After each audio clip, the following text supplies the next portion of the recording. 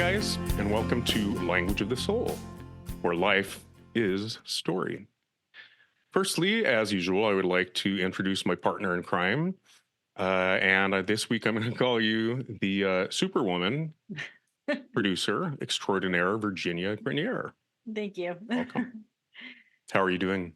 I'm doing good, and I know why you're asking me Yeah, I that. don't want to say too much, but you've had a challenging couple weeks. I have. So you and I have both experienced loss over the last, 6 months I want to say, 6 months of Mm, our lives. You, your mother, and me recently, my stepdad. So mm. yeah, so we've been bonding not just over the podcast, but over, supporting each other through those hurdles. And yeah, it's been a full 2 weeks. I'm Crazy. sure. Well, it keeps you out of trouble. Yeah, it has been so Now, it is far. kind of astounding how we're on parallel paths, but not exactly neck and neck, and definitely some identification going on for sure. Mm, yes, In absolutely. fact, when you tell me what you're going through, it's like I try to just listen and be there for you, but I'm biting my tongue because I feel like I was just there. Yeah. Well, and that's the thing.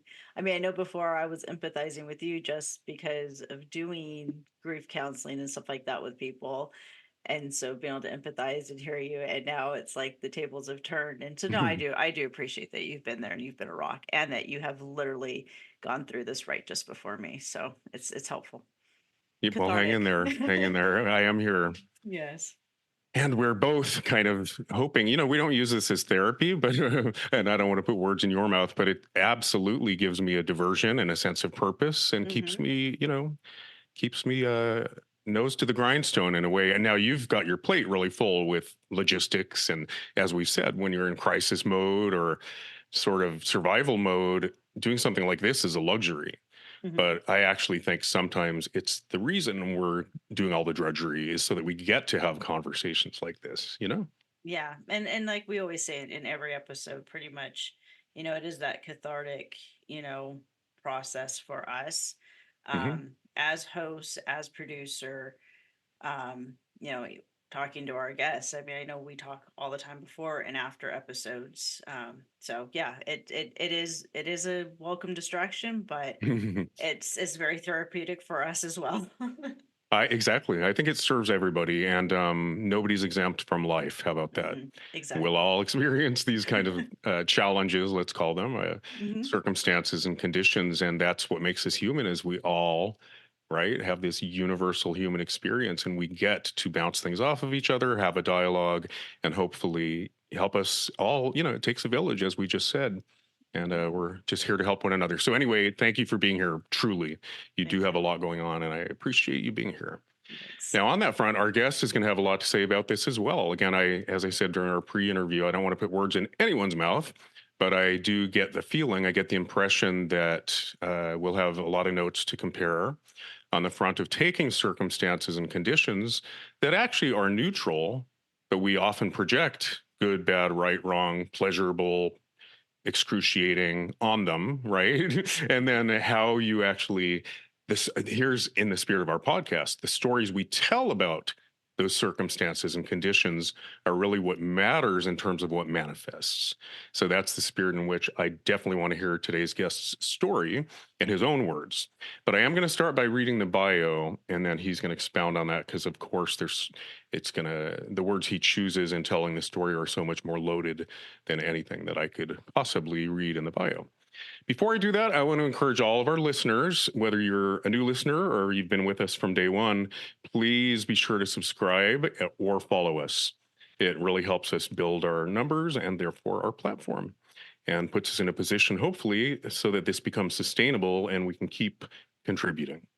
Okay, so we're on all the platforms. Help me out, Virginia. We're on iHeartRadio, Amazon Um, Music, Amazon Music, you App, said Apple Apple Podcasts, Podcast.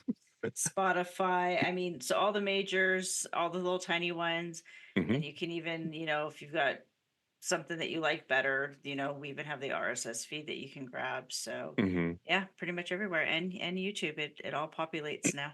It's nice. Yeah, and the best way you can help us out is listen to us on all the platforms. All the hits count. But Yes. no, I'm somewhat joking. But to my friends and family, I've absolutely said, even if you don't listen to it all the way, just download it on all of them because we really do need those numbers to get to the point of monetizing, and Mhm. that is the goal. It's still going to be a labor of love. It's going to be our contribution, but it will be nice when it sustains itself Mhm. because it's not only been sort of a volunteer basis effort here, but yeah, it does have expenses attached to it. So Mhm. help us out, like us on all the platforms, but most importantly, subscribe to us on Buzzsprout because then you'll get notifications whenever a new episode drops. Okay, enough of the what do you call it? House cleaning. Yes. Begging for support. Okay, um, and now for today's guest. And Terry, again, after I read it, you'll have a chance to correct anything I might botch. Okay. All right, we're scrolling here. Okay, Terry Tucker is an author, speaker, and international podcast guest on the topics of mindset, motivation, and self development. He has a business administration degree from the Citadel, where he played NCAA Division I college basketball, and a master's degree from Boston University. Among his diverse professional roles, Terry has been a marketing executive, a hospital administrator, a SWAT hostage negotiator. I definitely want to hear about that. A business owner, and for the past 12 years, a cancer warrior. He is author of the book Sustainable Excellence 10 Principles to Leading Your Uncommon and Extraordinary Life, and a featured author of the new book Perspectives on Cancer Stories of Healing, Hope, and Resilience. Welcome, Terry Tucker. Well, Dominic, Virginia, thanks for having me on. I'm really looking forward to talking with you today. Well, we're glad to have you here. Thank you. Yeah, man, you're inspiring. I, of course, research all my guests, but I might have gone a little deeper down the rabbit hole this time because I just relate to so much of it. Again, not to the degree, perhaps, of the challenges that you've experienced, but so much of it resonated with me. And there's only so much one can. Oh, did I get the bio remotely correct? Did that Oh, you're sound like great. you? Yeah, absolutely. Perfect. Okay.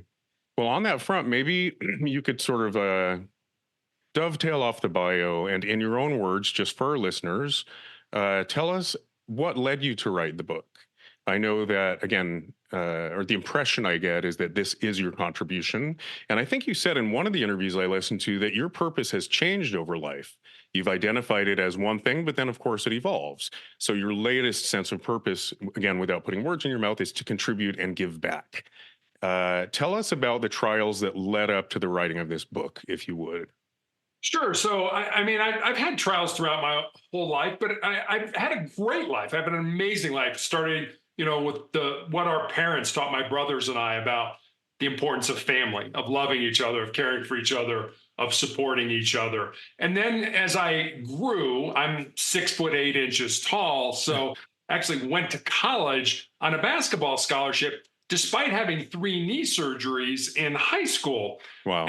When I graduated from college, I moved home to find a job. I'm really going to date myself now. This is long before the internet was available to help people find employment.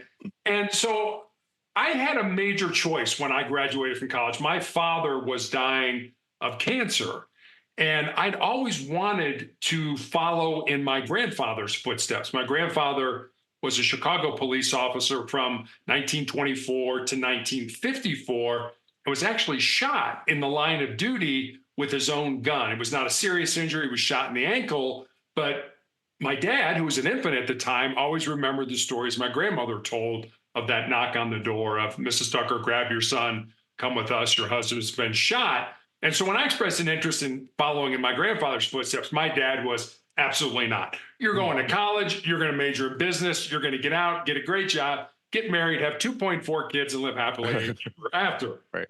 But that's what my dad wanted me to do. That's the life he wanted me to live. That's not the life I felt I was supposed to live. So, like I said, I had a major choice in my life when I graduated. I could have said, sorry, Dad, you know what? I'm going to go blaze my own trail, do my own thing, or out of love and respect for you, I will do what you want me to do. So, understanding a little bit of the backstory, That's why my first two jobs were in business. And then I sort of pivoted when my father passed away and became a police officer.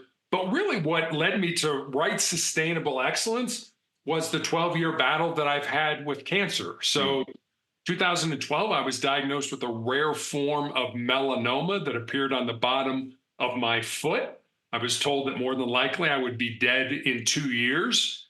And so I thought, well, you gave me a death sentence. Maybe I can turn that death sentence into a life sentence. And so that's really what I've been trying to do. And I've been on medication that's caused me to be very sick for 5 years. I had my foot amputated in 2018, my leg amputated in 2020, and I still have tumors in my lungs, which I'm being treated for now. So, in a nutshell, that's all really what led me up to writing Sustainable Excellence. Mhm. Wow, that's a lot. Yeah. Yeah. The Wow. first question I would ask, sometimes, Virginia included, by the way, the bio can be very diverse. Mhm. Now, I understand the backstory does explain why you went one direction and then you pivoted, I'm guessing, on your father's passing. But is there a common thread among all those occupations? I do want to hear about what you learned during your hostage negotiations, if that's the term. But is there a common thread throughout all that? What is your essence that sort of, I don't know, informed all of those endeavors? I mean, the first two jobs were, I was in the corporate headquarters of Wendy's International, the hamburger chain. That was my Hmm. first job out of school because my dad wanted me to be in business. I really didn't, and, you look back on it, and I was, a 17, 18-year-old kid when I went to college. I had no idea what I wanted really to do in terms of a major. I majored in Hmm. business because my dad told me to, in all honesty. Am I glad I did that? Yeah. I mean, I learned a lot at Wendy's. I learned then after Wendy's, I went to work for the hospital that cared for my father. Mm. And I learned things. I was a 37-year-old rookie police officer, which by most accounts is pretty old to be getting into that line of work. Mm. But I felt my business career had helped me to talk to all kinds of different people that led me to down the road of being a hostage negotiator. And as a police officer, you talk to people. That's pretty much what Mm. you do. And if Hmm. you can't do that, if the only way you can communicate is on your devices, it's going to be an awful frustrating job for you. So I was glad I had that experience because I think it made me a better police officer. Right. Well, that's what I was hinting at. I said, is there a common thread? But also, there is this phenomenon, no matter how diverse your different occupations and vocations seem to be throughout life, one can snowball into the next or inform the next, right? So you parlay one thing into the next, or maybe it's completely unexamined, but in retrospect, you can see how a skill set translated here or there, if that makes sense. And if you're a spiritual person, it does seem like, okay. In Yeah. retrospect, you see the meaning in all of it, if that makes sense. It absolutely does, and there is. I mean, I was at Wendy's. I was in healthcare, and part of my whole life, and I think this goes back to my parents. My parents, as I mentioned, taught us the value of family, but Mm. part of that was service. And I have two brothers. Both of my brothers are in education. I was in law enforcement. So our whole family, my parents, taught us to be of service to people. And my Hmm. brothers and I went down that road. And I think all of us are very happy that we did. Yep.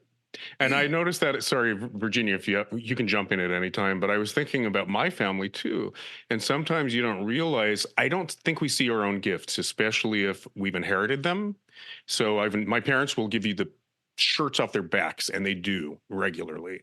That's been their whole legacy, right? Just, oh, Sharon, Sharon and Tony. And when I hear people say, oh, you're generous, it's not even on my radar, because I'm like the crab in the boiling water. It's just the way I was raised. But in terms of like our pursuits, I think it's fascinating how you might not identify as a writer per se, but you found yourself storytelling in some capacity. And there's so many members of my family that are actually giving back through telling their stories, if that makes sense. And all you have to do is go back to Clinton D. Ray, my great grandfather, or my grandfather, and you see that he was in the first graduating class of Harvard, and he was a writer.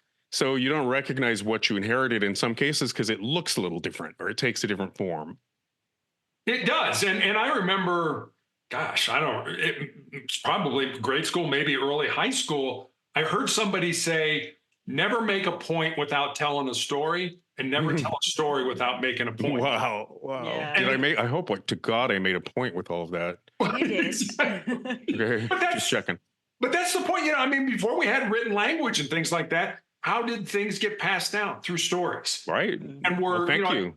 That yeah, is the spirit of the podcast. Well, life is story. I say it it every week. And the intro and the outro, life is story. Yeah. is. Well, Absolutely. this is a good transition. Again, Virginia, please just cut me off and jump in if you Well, want. I actually was going to cut you off right now because I Okay, was going go. to say, because when you and Terry were kind of talking about, like, the path that you've been on, Terry, I mean, it's not very different from my own. Because I know when we were in the green room, you kind of asked a little bit about who I was. And I mean, I started off in marketing similar to you. I don't want to say it was because my parents pushed me that way, but they definitely wanted me to be more in a white collar um, profession.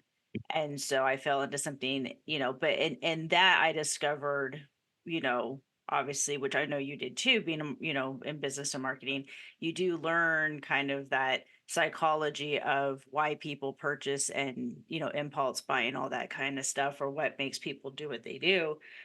And so I think, for someone who comes from the victim advocacy side of public safety, I know for me, it's that marketing Hmm. skill set it segued into being able to talk with people. It also helped benefit community outreach with the police department. It helped definitely when I was doing the book festival and got into writing as, basically my stress reliever to all the other stuff. So it's interesting when we sit back and we really think about, the stories of our own lives, how each stepping stone gets us to where we need to be in the present Hmm. moment. And I think that's kind of where I think your life's led you, Terry, in many ways.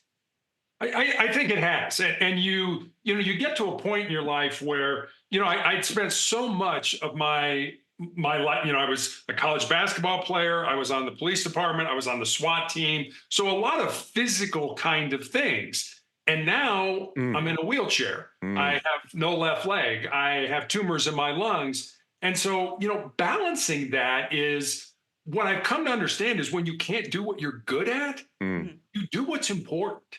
Wow. And that's what I feel I'm doing. And Dominic, you mentioned this before. I think we talk about purpose a lot of times in our life in the singular, that it's Hmm. one thing Right, right. that we're Hmm. supposed to do. And Hmm. I found it, and I can't speak to anybody else, but from my perspective, my purpose has been plural, has been Hmm. purposes. Hmm. When I was younger, it was to be an athlete. And then I felt my purpose was to be in law enforcement. And now, in all honesty, as I'm probably coming towards the end of my life, I think my purpose has changed again to put as much Hmm. goodness, positivity, motivation, love back into the world. So, Hmm. it'd be great if our purpose could align with our occupation. But I guess for all your listeners, I would say it doesn't have to. Your job could be over here. It's what you do to pay the bills, but your Hmm. purpose is over here. And it's to write a book or to be a podcast host or to paint or to whatever it is you feel is in your heart or your soul. Right. Yeah, that's Yeah, beautiful. beautiful. And I think we all have, we're variations on a theme. I look for the universal actually in the human experience. Largely, it's what makes me a writer. I just look for the universal milestones in this spiritual journey, but I'm hyper aware. I think one of the biggest mistakes, especially politically in life, one can make is assuming we're all the same. It takes a village. We're all part of the tapestry, right? Amen to all of it. We're not all the same, but there are so many universals. So what I hear in all of that is like, yeah, your self-identified purpose evolved. I'm gently suggesting you have a core essence. Maybe we all do. And maybe it's your temperament and disposition that you were born with, your inclinations, your sense of aesthetics. I just call it a soul. We have a soul, right? And I do think that remains as a common thread, and the way you use it or manifest it evolves, right? But I hope we're all headed toward finding an authentic way of using our gifts in the world as our contribution to the collective or the village, right? And I think you are coming more and more into alignment with it. But I think we're all saying we adopt, right, little skill sets here and there, or maybe, I don't know, qualities that snowball into something greater. And I don't think it takes, right, a brush with death to connect your skill sets or your craft or whatever it is with a sense of purpose, but it certainly nudges things along, doesn't it? I think it does. I like there's an entrepreneur with the name of Ed Milet, and he talks about the four types of people in the world. And I like his little description. He says the first type are the unmotivated. And he Mm, said that's the vast majority of people you will run across in your life. mm, And the second group he talks about are the motivated. And he said that's kind of a carrot and stick approach to life. If I do this, I will more than likely get that. He mhm, talks about it as a low level form of living, but it's a mhm, very effective way for a lot of people to live. And mhm, then the third group he talks about are the inspirational people. The word mm, mhm, inspiration coming from mhm. two words, in spirit. So if Right. you're an inspirational person, you move people with your energy. And then the last group he talks about are the aspirational people, Mm, where mhm. people aspire to be like you. And I like thinking about that. I think it's sometimes when I talk to groups, depending on the group, I'll tell that story, and then it'll be like, all right, show of hands, how many people are unmotivated?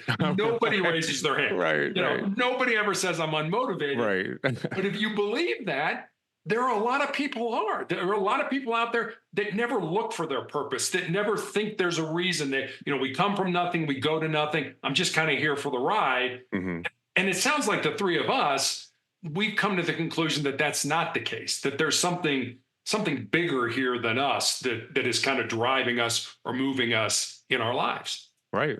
Well, I would just add, because I love what you just said, but I also heard a parallel with, do you know Michael Beckwith? I don't. He has a really great book, just to give it a shout out, called Life Visioning. He started Agape Church. It was a huge movement, and I think he founded it in 1985. Anyway, he's one of many people I listen to for inspiration, and I don't have any one guru, right, or any one, I don't know, religion, but I do listen to certain usual suspects just for inspiration, and they have a lot in common, right? When we talk about manifestation or law of attraction or even I don't know, just spiritual tenets in general, there tends to be more common ground in my experience than not. But Michael's kind of, it was a variation on what you just said, but he identifies this one group he calls victim consciousness. So when it comes to manifesting, it's like, oh, this laundry list of excuses for your circumstances and conditions of why you haven't manifested what you desire. And then the second group is kind of like when you learn the art of manifestation, how now you wield it like a sword, right? And you manipulate everything around you. And that can have a material slant or a sort of consumerist slant to it, right? But then I forget the other two stages, but you then integrate, right? And I think I love the word emanate. So instead of inspiring other people or aspiring, you actually embody what you aspire to, right? And then you emanate it. And I would love to get there. Yeah, wouldn't we all, right? I mean, it's kind Well, on of a good day, we can yeah. emanate emanate our best selves. But I think, yeah, I guess it's all reciprocal, right? If you're offering your best self to the universe, you're going to inspire somebody, whether it's one person here or there. Sure, absolutely. Anyway, I don't know if we're off track, but in the spirit of the podcast, again, in all of that for you in your journey, that seems to be dovetailing here, all of your skill sets, all your experiences in life, dovetailing toward a sense of purpose. With all, I mean, I can't even relate to, I have been through my own experience, but like I said, I still have a foot. I still have a lower leg. Like that is beyond my realm of comprehension. And not to mention the years of interferon and just how that makes you feel on a daily basis. It's hard for most of us to get up in the morning, right? But when your body feels like crap, it's even harder to get motivated. So, in the spirit of this podcast, do you relate at all to like the stories you told yourself about, again, victim consciousness? Some people would say, poor me, why did this happen to me? And I think you rise to the occasion and you find your way out of that sometimes. But instead of saying, why would this happen to me? What stories did you initially tell yourself about your circumstances and conditions? And how did that evolve? Did the story you told about it evolve? I never asked why. And I've had that question a lot. Did you ever, why me? Well, why not me? Why? What makes me any more special to not get cancer and have all these amputations and stuff than anybody else? Why shouldn't I get it? But I know when I was first diagnosed, I went through all the stages, I guess, that we would associate, with grief. Hmm. First it was I can't possibly have cancer. I've done everything right in my life. Hmm. I eat right, I exercise, I see my doctor every year. And then you get to I was angry. It's like, I can't possibly have cancer. I've done everything right in my life. Hmm. And then when I was initially diagnosed, our daughter was in high school, and there was sort of a bargaining with God. It was, Hmm. hey, look, just let me live long enough to see her graduate. And then I absolutely got down. I felt sorry for myself. Like I said, never asked why, but I was just like, this is lousy. This is going to stink. And then I got to a point where I just felt this sucks, but I'm going to have to embrace the suck, for lack of a better term. I don't like the cards that I've been dealt, but I'm going to Hmm. have to basically play these cards to the best of my ability. And I made a conscious decision very early on that I would never take out my misfortune on a doctor or a nurse or a therapist or somebody that was trying to help me get better or maintain or whatever it ended up being. And I've Hmm. seen a lot of people over these 12 years that, they're mad and they lash out, and they lash out at people that are trying to Hmm. help them, Hmm. on this journey. Life's not fair. When I was girls high school basketball coach, I do drills, and my players would always be like, well, that's not fair. And my response would be, whoever said life was fair? Life isn't fair. It's like Right. nobody Right. said life was fair, but That's so funny. My dad would say, I guess my version of that, instead of going, it's not fair. Again, I'm sure I said that a lot. It's not fair. I would say, but I didn't mean to. And my dad would say, that's not going to work in the military. But Sarge, I didn't mean to. yeah, But he was definitely onto something. You don't make excuses. You take accountability and responsibility. absolutely. And that's what you do. I mean, you've been given this, it's really kind of how you look at life. I mean, it's every time I go to treatment, there are days when it's like, oh, I have to go to treatment. And then there are Mm. other days where I get to go to treatment. How do you look at life? Do I have to do this, or do I get to do this? Right. Well, that's kind of what I meant by things are actually neutral. Now, there is physical pain. There are a Mhm. lot of things that are pleasurable by nature, right? And we do operate for good or bad on the pleasure principle. But within reason, a lot of suffering is created with this projection of good, bad, right, wrong. Eckhart Tolle would say most human suffering is is mind created, Yes. wishing things were other than what they are. And he actually has said whether it's waiting in line at the supermarket and just wishing it were otherwise, or missing a foot. He actually uses that example. But so I think you learn those skills and you rise to the occasion in a way. But what I want to investigate in all of that is I have had my journey, and it was during a pandemic, by the way, where I had to fight for every bit of care that I got when everybody was impacted. LA was the hotbed for COVID. So Mhm. here I was, and it was hard not to be angry at my anti-masker friends who were the very reason I couldn't get my physical therapy and get my agency back and my life back. So, I think I handled it well, and I didn't develop too much of a chip on my shoulder, but I definitely took notes about our very faulted healthcare system. Trust me.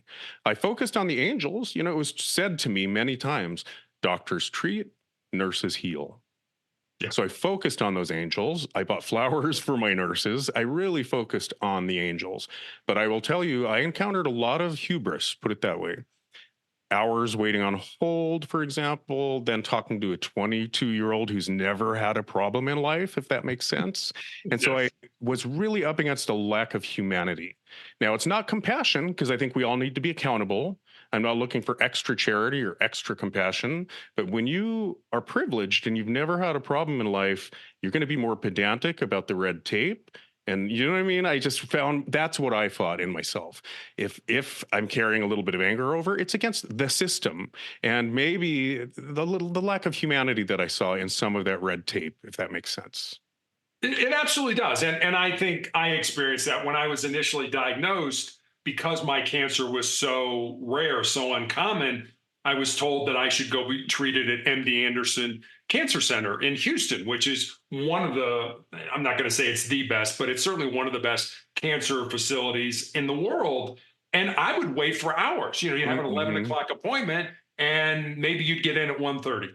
Right. because all these people from around the world were coming to have their cancers dealt with too. Exactly. Yep. When I had my leg amputated, it was right in the middle of COVID. Everything that had been elective was shut down. And my doctor had to plead to actually cut my leg off because I'd had a tumor that had basically broken my tibia, my leg, Oh, wasn't going to heal. So wow. couldn't put it in a cast. And so 5 days of waiting. And then the surgery was my wife dropped me off at the hospital. I could have no one with me. I Wow. was in this large pre-op room with 30 different bays. I was the only patient in there, and I had a nurse and an anesthesiology resident, the three of us. Mhm. If I could have run out of there, I would have. I was so scared. You're gonna make me tell a story. Sorry. At the height of COVID, this is my prime example of, Yes. fighting that resentment for people that just didn't help flatten the curve, and therefore I couldn't get the care I needed. Similar story. I literally waited for an MRI. I had already done all the X-rays and the blood tests and ruled out osteoarthritis and whatever the other rheumatoid arthritis, and it just was months of trying to get to the bottom of some, myalgia and arthralgia and joint pain. Mhm. Now I'm getting the MRIs. There's hope on the horizon, and I might get the physical therapy I need. And so I go for an MRI mid-COVID. I wait for, and I'm not kidding, 2.5 to 3 hours. And they have to take walk-ins, children, older people. So they kept putting people in front of me. At one point, the nurse was good enough to come out and go, "Oh, I'm so sorry. The reason you're waiting so long is the person before you had COVID. So we're cleaning the bed." And this is before we knew a whole lot, right? So now, oh, holy crap, my fear, all the conspiracy theories I had heard kicked in, and I walked out. It freaked me out. She didn't need to tell me that, but I was already nauseated from my meds, and I got depleted early on. So I was just waiting for 3 hours, and I had to go eat. I was going to pass out. So I forfeited the MRI that would have gotten me the physical therapy I needed because it just wasn't going to happen being impacted that way. Yeah. I was sent home. I had my leg cut off. They sent me home 48 hours after that. No. Yeah. That's like an outpatient procedure. It was. I'm like, wait a minute. And it was so funny because they said you'll be in the hospital 10 days to 2 weeks to learn how to function without a leg. Mm-hmm. And they told my occupational and physical therapist, so like, he's going home in 48 hours, teach him everything. And they were like, that's impossible. Not Did to you not mention I have was still physical in pain. therapy at home? No, it's like, go home. Bye. We're not bringing anybody into your house. It's COVID. We're not. Oh, so it wasn't like an insurance thing. It was due to COVID. No, it was just That's COVID. amazing. Yeah. Okay, well, we share that. We missed out on proper health care because of the pandemic. We did. So yeah, I have a book to write. There's another book in me about our faulted healthcare system, but I think it has been really tough to just focus on those angels again that are really, my sister calls them the salt of the earth. Nurses are the salt of the earth. Fuck everybody else. Anyway, so How do you really feel about it, Dominic? yeah, right. No, I'm working on it. I think I need to write a book and get it out of my system. But some of the organizations that are there to help people are the least helpful. I'll leave it at that. Yeah. I think they've lost sight of what the initial vision was in some cases, some of the assistance programs and stuff like that. But I'm not the first to say our healthcare system is very broken. Have you guys ever seen Michael Moore's documentary Sicko? Yes. Yes. Amazing, isn't it? Yes. Yes. My favorite scene is where I think it's a French, I'm going to get in trouble for using the word housewife, but it's a French woman, domestique. She runs the household. And she says, "Yeah, I've got the government coming over to do my laundry right now." And then there's another scene in Canada where the guy's looking around, looking for the cashier. And they're like, "The what?" They have no idea, no concept of a cashier in a medical facility. Yeah. It's hard. I am in a university setting, so I am privy to clinical trials and things like that people may not be. But at the same time, I've had people that have cared for me have said, we're on a business model, not a patient care model. Right, exactly. 20 minutes, get you in, get you out, next patient in. I'm like, what if is that shifting though? Do you think it's shifting a little bit? No. Okay. No. I think they're trying to make as much money as they can. I get the making money part. It's a business. I get it, but don't deny me care. And I totally agree with you. If I need anything, I never go to my doctors. I always go to my nurses. Help Yes, out in yes. this regard. They are amazing. I love them to death. But at the same time, it's a business. People in, people out. People in, people out. And Yeah, if well, you let don't me. advocate for yourself, Yes, nobody's going to exactly. It advocate for you. always can. Well, and that is in the spirit of our podcast. For me, it always ended up back in my hands. My Yes. care, my recovery, my agency always ended up back in my hands. And that is a spiritual thing. We're the only ones that can change our circumstances, right? So the form it took, though, is another story. And that's why sometimes you want to treat a symptom and not the root cause. So and I guess it's kind of like not the rose-colored glasses, but it's like we get to swap out the lenses through which we view every moment, right? Mhm. And so again, a challenge that I had was, that old cynical view of our Western, medicine. And again, the pharmaceutical companies being bed with the doctors and getting their kickbacks. I think it's very fashionable to say, in fact, some members of my family will say, oh, they're all corrupt, just like politics, right? Oh, it's the lesser of evils. They're all corrupt. I'm the one guy who will say, actually, there are people that are earnest and that do more and get up off their ass and do more in one day than we've ever done in our entire lives to make a difference. So I think you can say the same of the medical community. I'm very well aware that doctors are getting kickbacks. I'm very well aware of the mechanics of the pharmaceutical industry and how it's way out of control. But I did walk away with this idea that actually all the things they withheld from me, like I said, I fought for X-rays, then I fought for MRIs, then I did blood tests. I sought certain diagnoses for months. Finally got the physical therapy and the diagnoses I needed. But in the end, I thought one of the meds I was on, like you, caused bone loss. I broke my shin while walking. Mm. But they made me kind of think that I was being a hypochondriac, right? So throughout, I'd have to say, you don't know me. I've never been to a doctor until the age of 50. I do not whine over a headache. If I say it, it's very real. Instead of saying, yes, all the meds you're on caused this, they withheld that from me. And I had to do my own research and be my own advocate and self diagnose throughout. In the end, I thought, well, they're not evil for withholding. There's actually an ethical responsibility there, right? And forget about the lawsuits against these companies for bone loss. It was more like it would have been irresponsible to speculate. And so I don't know. I had to really learn to find a balance of being not as cynical as some family members about sort of the mechanics of all this, but just having a balanced view of all of it. Does that make sense to you? It absolutely does, and I think you're right, because you and I are educated enough, are with it enough that we can advocate for ourselves. And, I always worry about the people that aren't educated, that Oh are my God. so overwhelmed and so scared of what's going on that they just whatever you say, Doc, I'll do whatever you want. And I'll give you kind of a funny story. So when I had this tumor in my leg that grew large enough that it fractured my tibia, they thought it was a hematoma. And I remember going to see my surgeon, and he had to be called away for an emergency, so his resident was there. And his resident's like, I'm going to drain this. And I looked at him and I said, Holy shit. I don't think that's a good idea. And he's like, well, I know what I'm doing. I'm like, okay, and it kind of goes back to your point. You need to listen to us as patients because we know our Yes, bodies. yes. We know how we feel.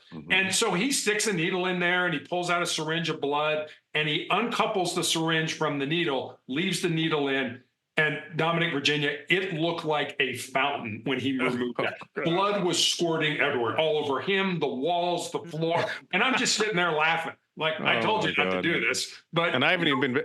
There was a moment in the emergency room where I actually had to.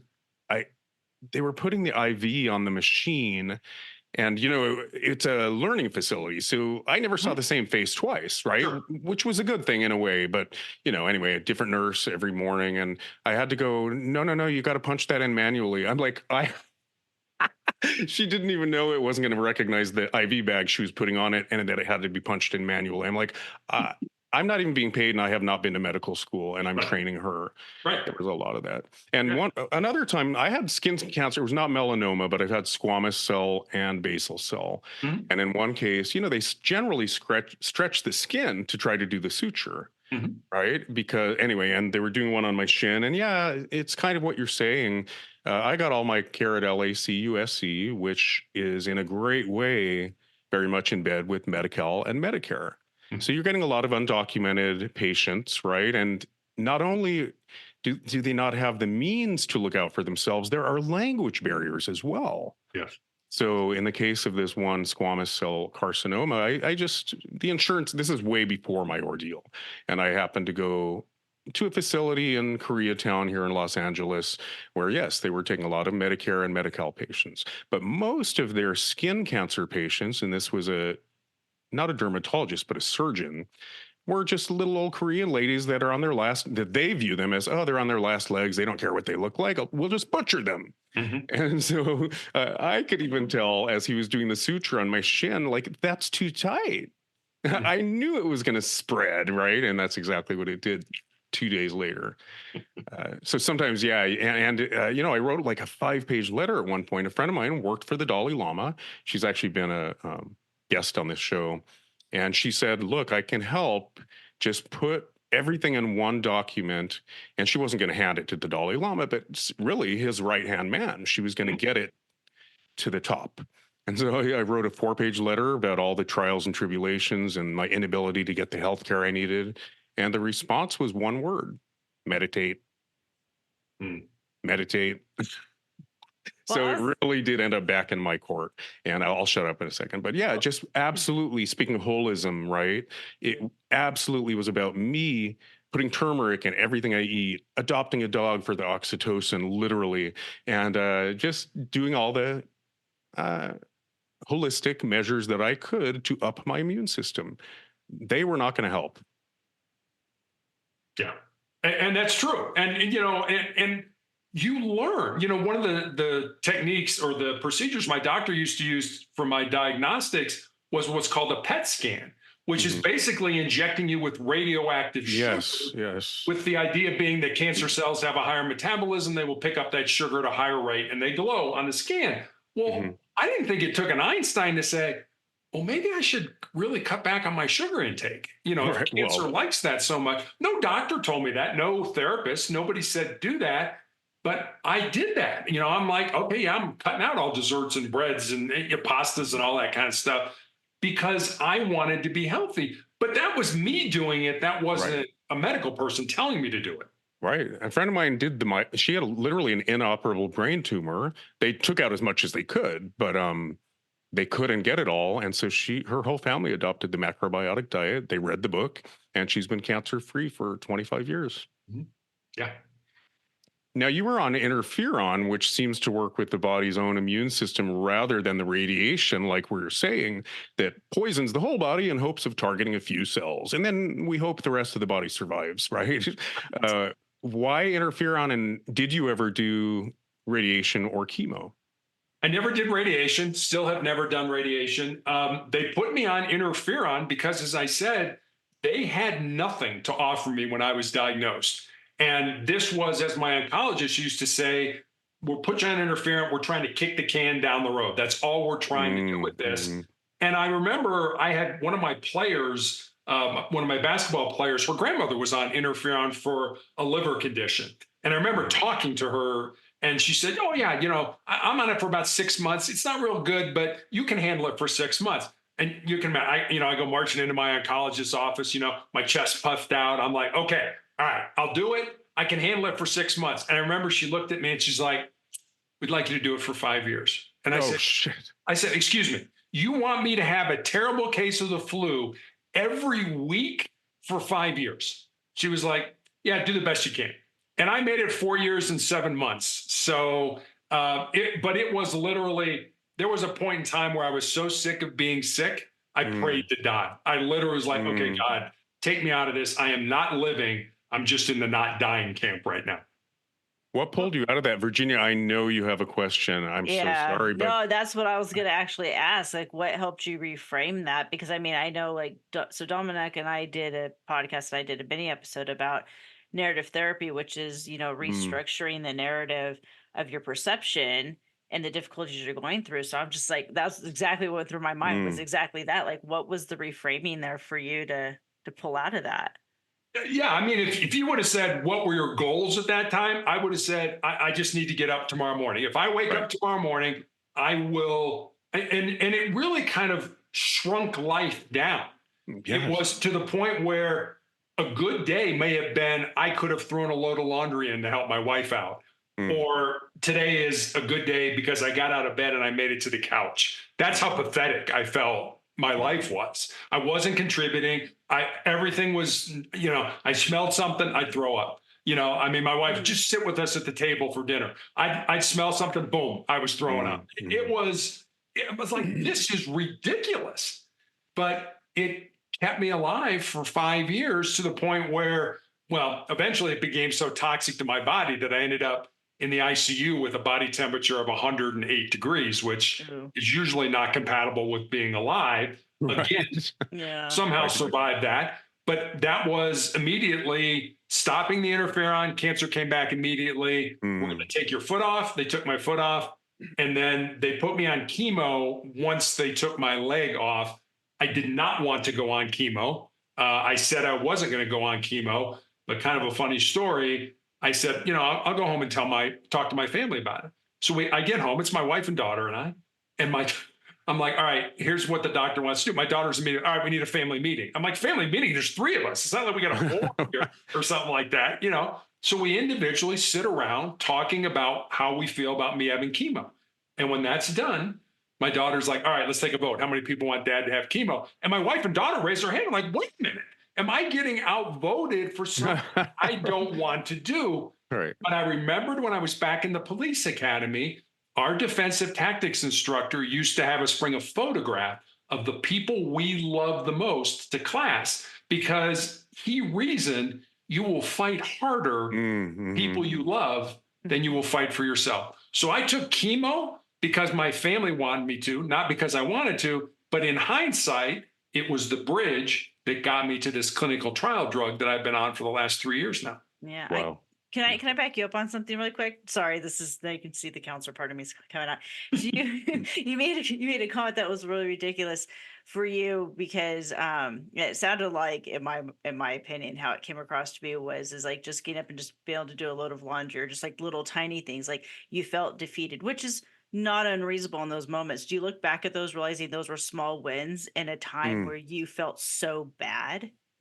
Oh, I do. And that's kind of the way I felt. I mean, it was a small win. I just didn't feel, and this is going to sound kind of sexist, that I wasn't the man of the house, so to speak. right. Of I course. wasn't contributing as a husband and as a father. I was literally just trying to survive day to day. Well, I think men are socialized, of course, right, to be the Mhm. breadwinners and the problem solvers and all that. But I just think everybody, when you lose your agency in life, those of us that have been independent find it really, I mean, that was a big learning curve for me, literally, even just allowing myself to accept care and help from the nurses in right, you're confined Mhm. to a bed. And so that was good for me, actually. I like that and now maybe I've gone too far with it. No, no, not at Accepting help. all. I would say so, and I think you make a really good point, Dominic, because especially when you talk about how we've been socialized in our culture about men being more the dominant protector figure, which is Mhm. obviously you guys are biologically designed to be that as well, as we know back in the primitive time of history. Pull But yourself up by the bootstraps. right. But with that, I mean, men are given society, I would say under society in the Western culture, a lot more autonomy than women are. Mhm. Because that's why you see women like group together, share, that emotional connection more than men, because you guys are used to that real, autonomy of individualism over the collective. Mm, And so when mhm. you lose that in a health situation like this, especially when you're in a health crisis, it's really hard because now you have to go, oh, I have to ask for help. My husband constantly tells me, what's my role in help? Don't help unless I ask. And I'm going, okay. Well, I do like, yeah, you've heard me say this before. I do like the sentiment that unsolicited advice is always criticism. Hmm. You kind of can't argue with that. But no, it was good for me personally because I was very self-sufficient, and I needed to allow myself to be cared for and helped. And I did hear a little bit of that in there too, that love heals, laughter Hmm. heals, right? And there is this reciprocal relationship where I've often cited Marvin's Room.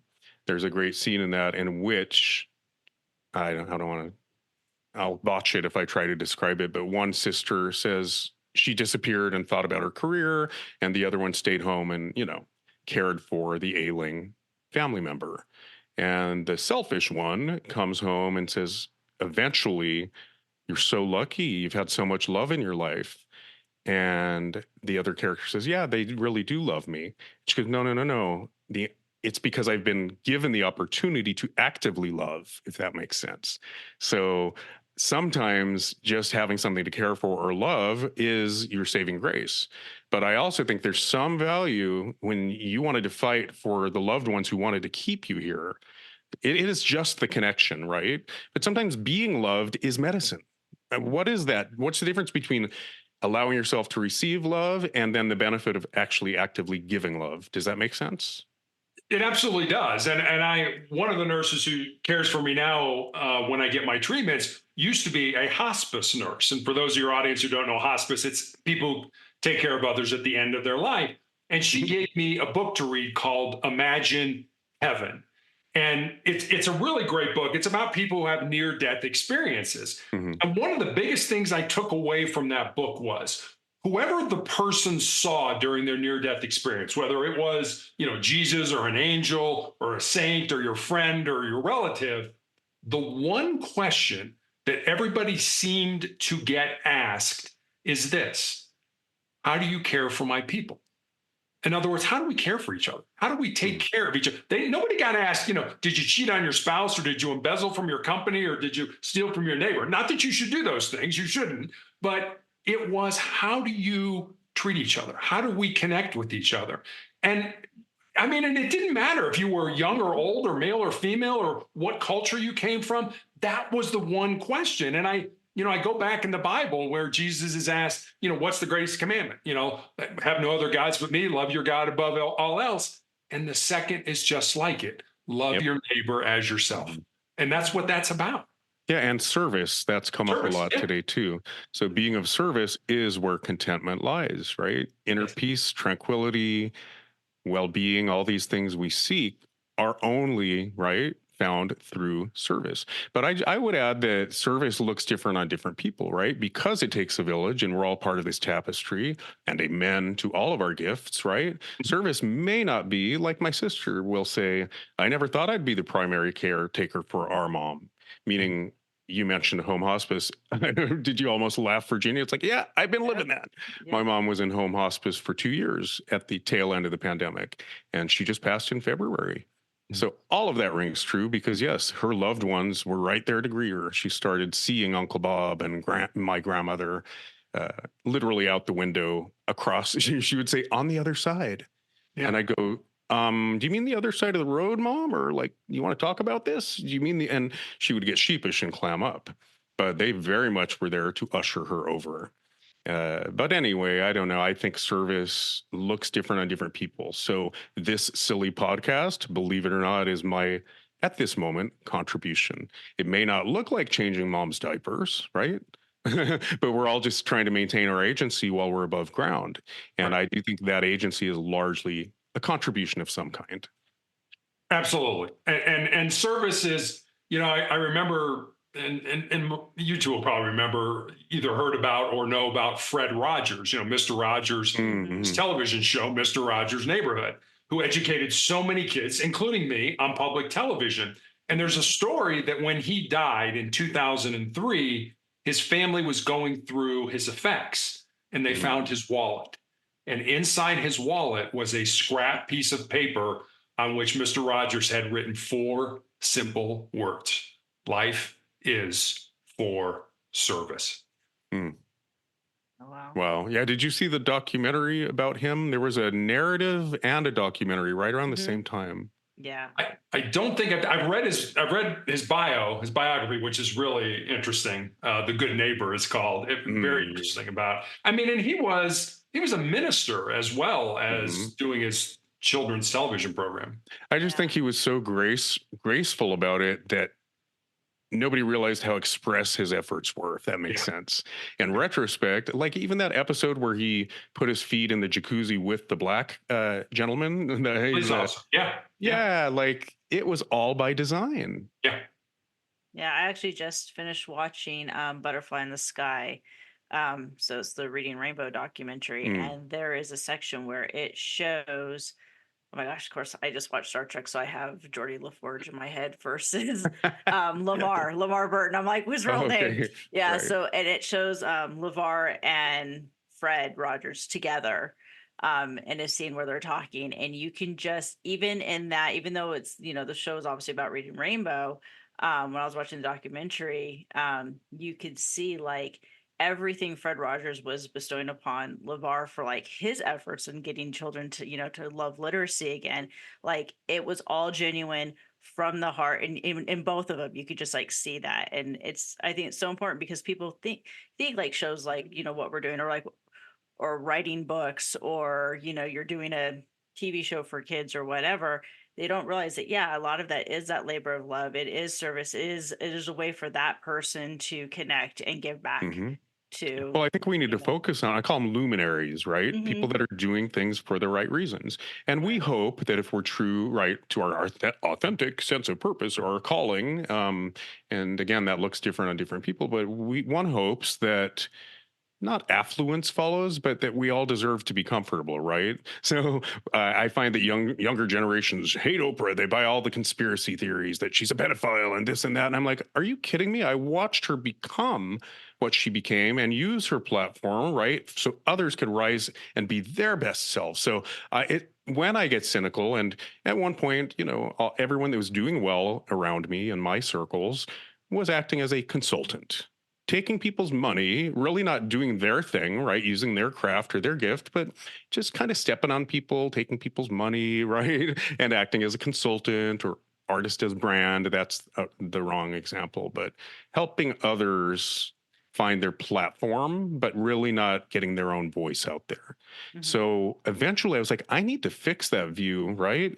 Or I'm never going to fix my circumstances, meaning my financial situation, until I right reframe my view of money. And so because at times I've had it and at times I haven't. And so I started focusing on what I call luminaries. And you may not agree with them, but like Ellen, I watched her grow up. I think she found a space before all the haters came out of the woodwork, right? Where she could be her best self and then provide a platform in which others could be.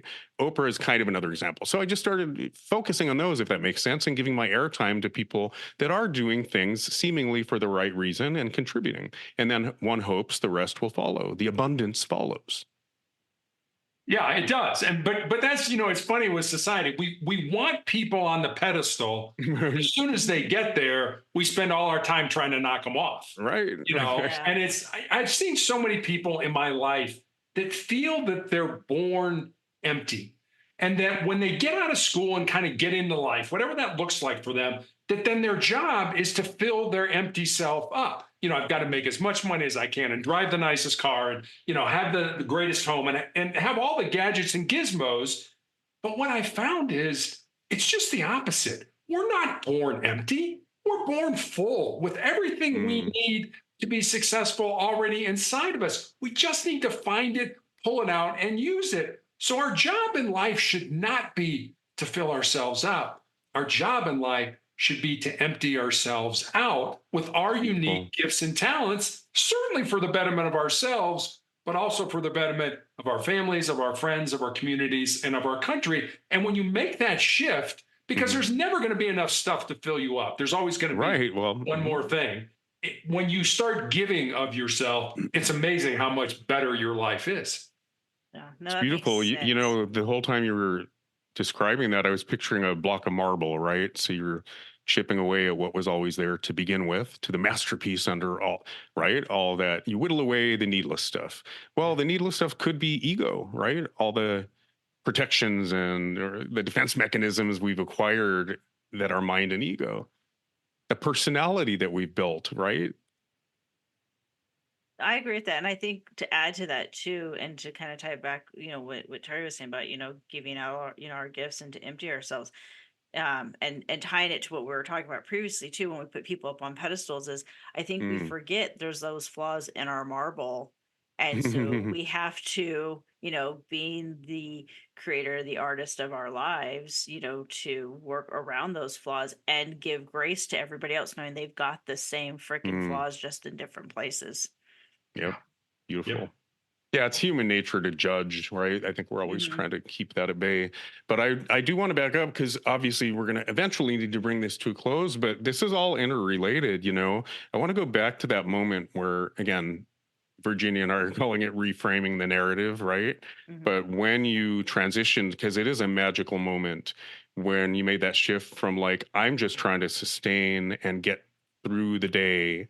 So in that, I heard like sometimes, and even Nancy Bergeron, we have a 93-year-old guest that just came on, and she just published a book. She just launched a book, and she's very engaged, very active senior, and she still has agency in the world, and but she's fighting for it, right? Fighting for her relevance, fighting for her agency.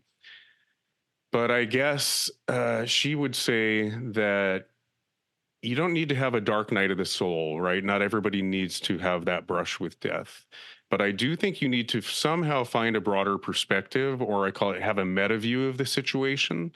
And she was saying, like, oh, I now found the balance of actually listening to my body. And I'm there too. If I have to drool on the couch for one day and allow the melancholy or the depression or whatever it is to have its way with me, I actually understand the value of that. But I do think there's a moment when you somehow take a step back and see the meta view.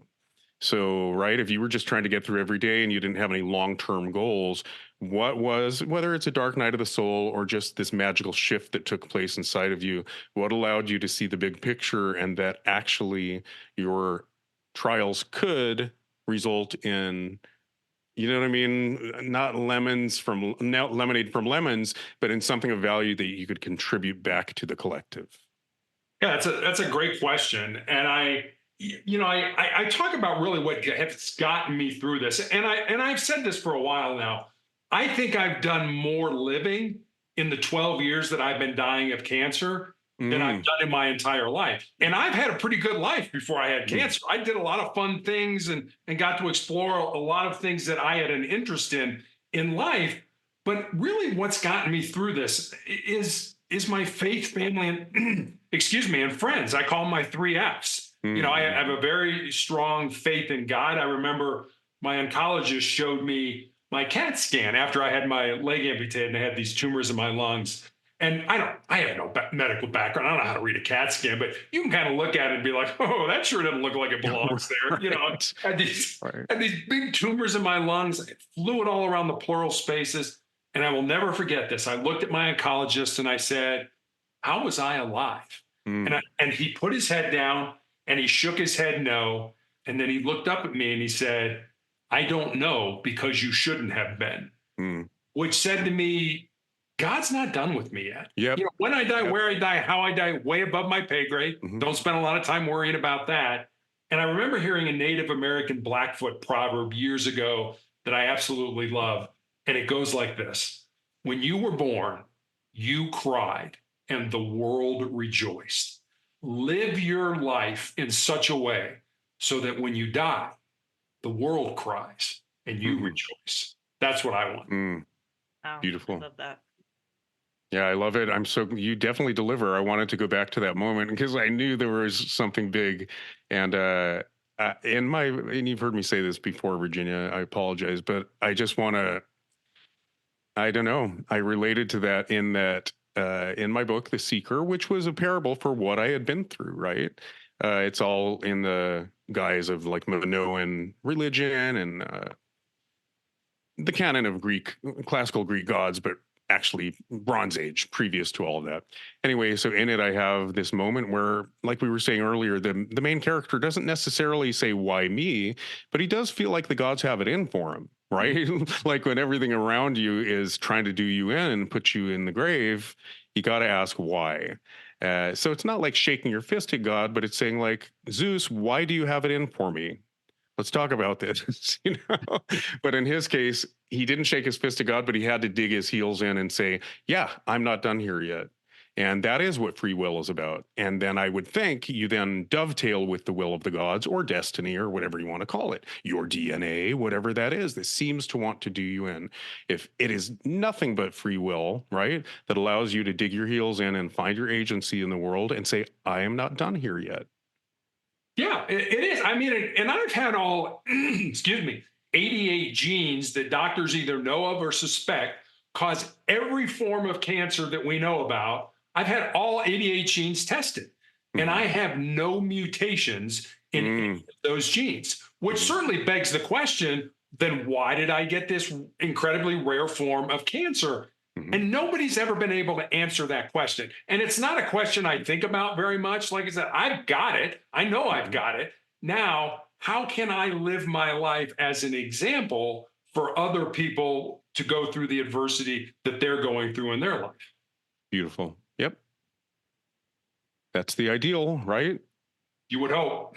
Yeah, I mean, I do. I mean, there's a lot we could go into, but I've been reading Bruce Lipton's The Biology of Belief. It's about cell biology, right? And anyway, and a lot of Deepak Chopra, and there's a lot of talk about holism versus allopathic medicine versus more Newtonian mechanistic Western medicine, and I think we're all figuring out where we exist on that spectrum.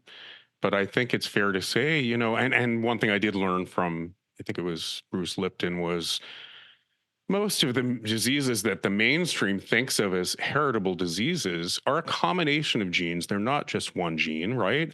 And of course, if you've learned about epigenetics, it still takes the circumstances and conditions environmentally that promote the expression of those genes as opposed to the squelching, right? They're called methyl groups. So nature and nurture is alive and well. It's not a death sentence. The DNA is just the blueprint, right? But what maybe we need to do as a people is rediscover our power over that blueprint, right? Our personal agency, to create the circumstances and conditions where we don't need to fall victim to what our grandmother fell victim to, right? So I would say in your case, it's like, who the fuck knows? It could have been your microwave. It could have been all these environmental conditions that you were exposed to because you didn't have a gene for it, right? But all that matters is what you do with it.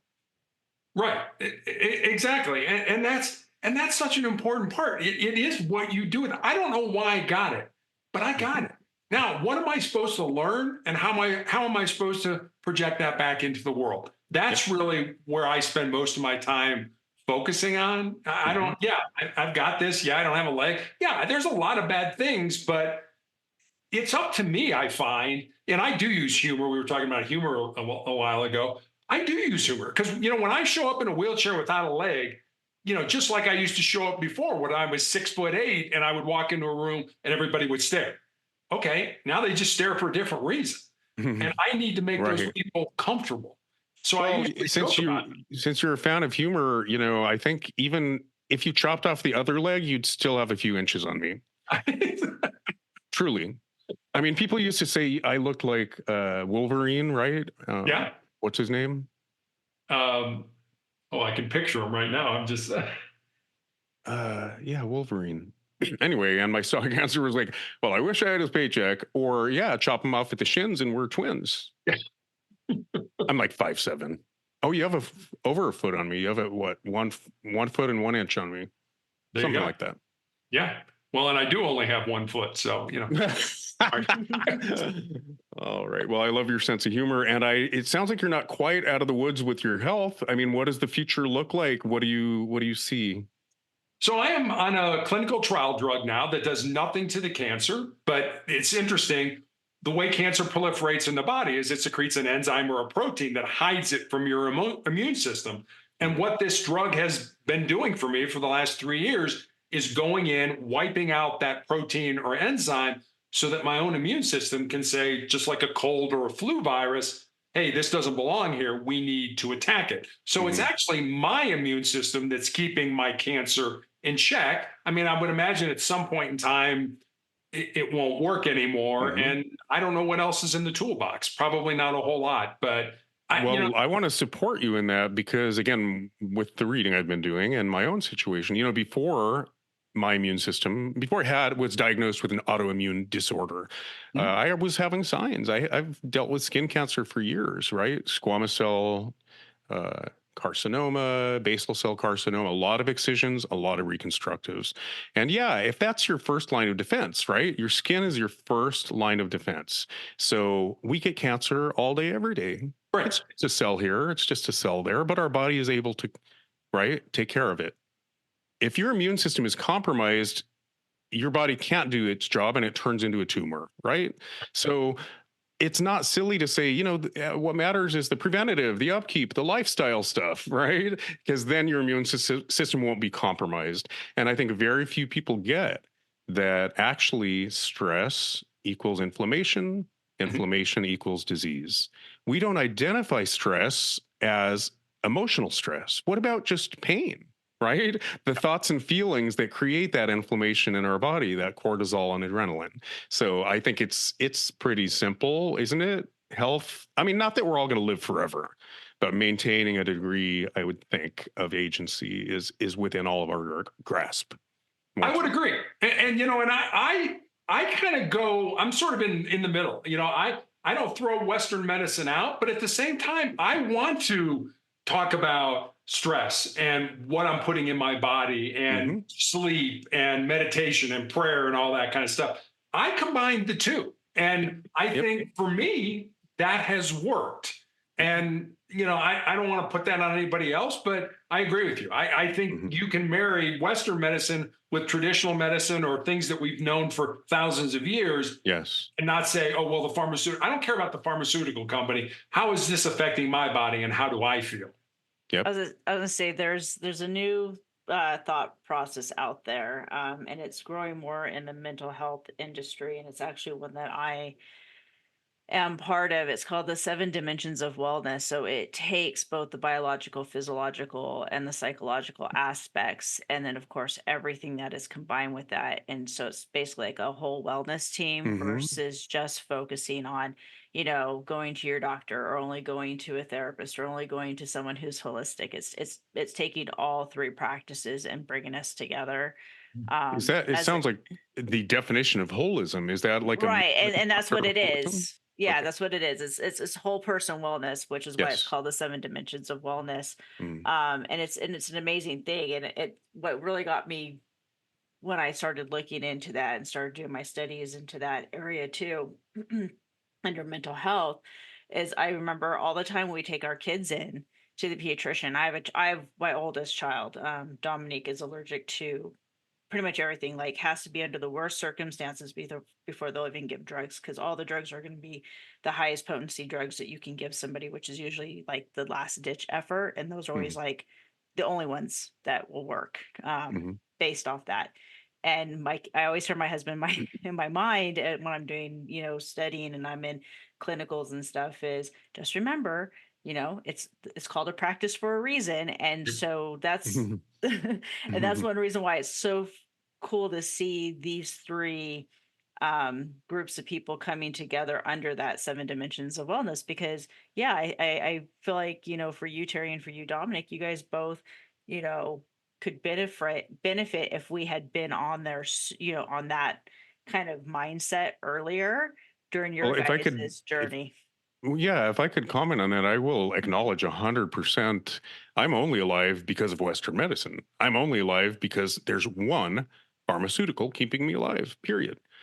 So I actually think so. I'm HIV positive. I had full blown AIDS. I'm lucky to have lived, but now I'm living HIV positive. But I thank the Lord. My doctor is the one that discovered the AIDS virus back in the 80s, and he's been at the forefront from day one. So thank God for his blood, sweat, and tears. Right when there was no funding for it. Thank God for all the people that died in the name of this research. So I'm not poo pooing Western medicine, but like you're saying, Virginia, it's just got to be a balance where Mhm. I think, the general public needs to be informed, really, so that, like we're saying, the underprivileged don't just nod and smile and allow, Hmm. I just think it is a racket, but it's on the part of the pharmaceutical companies pushing their product. But if we took the power back and said, I actually have the agency to maintain homeostasis in my body, I'm not reliant on you name it, the pharmaceutical company, Big Brother, whomever, for my well being, that's where we need to be. Yeah. No, absolutely. And that is the goal of that, whole theory, and group of going forward, and that is to bring those things all together, so it's what's best for the patient and everything versus what the big dollar almighty dollar brings. Yep.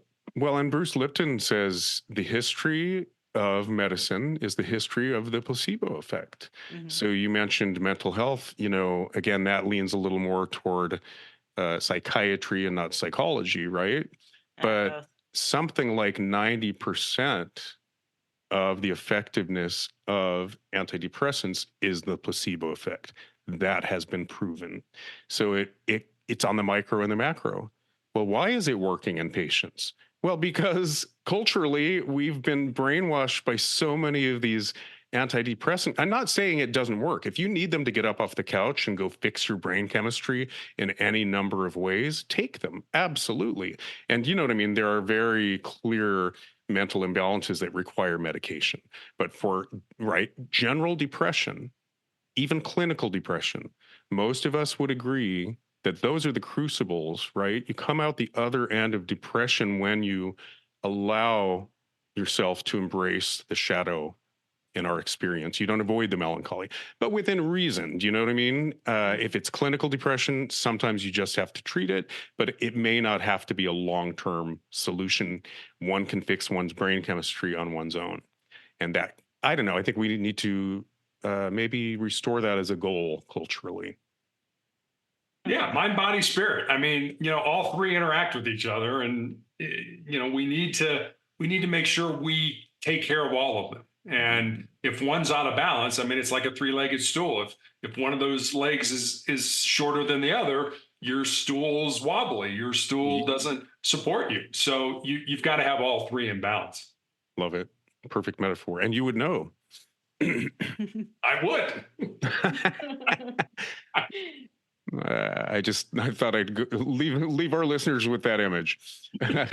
Anyway, I think maybe in the interest of coming to a close here, could you give us a synopsis of your book?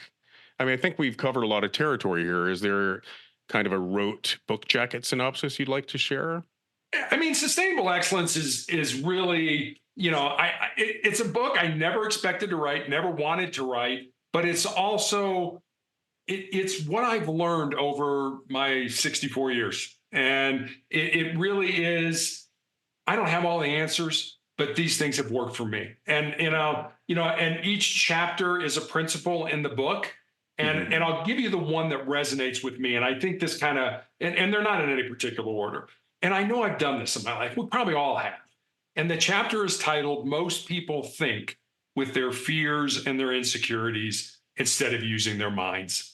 And I know I've done that. I know I've wanted to start a business, be like, oh, wait a minute. Maybe I'm not smart enough. Maybe I don't have enough information. What will people think about me if I fail?